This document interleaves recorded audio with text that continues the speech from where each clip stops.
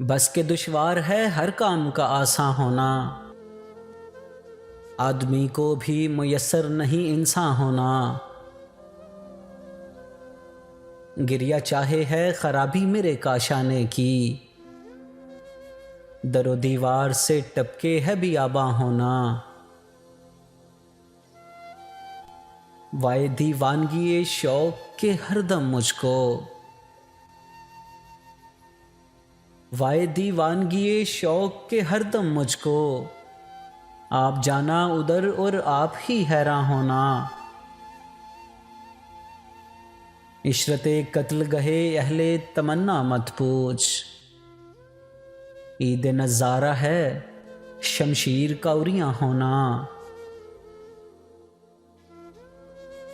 ले गए खाक में हम दागे तमन्ना निशात, तू हो और आप बसद रंगे गुलिस्तां होना। इशरते पाराए दिल जख्मे तमन्ना खाना, लज़्ज़ते रीशे जिगर गर के नमकदा होना। कि मेरे कत्ल के बाद उसने जफा से तौबा,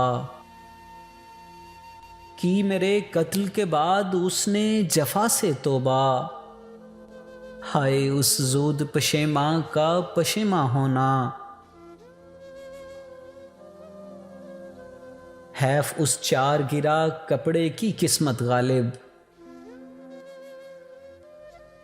हैफ उस चार गिरा कपड़े की किस्मत गालिब।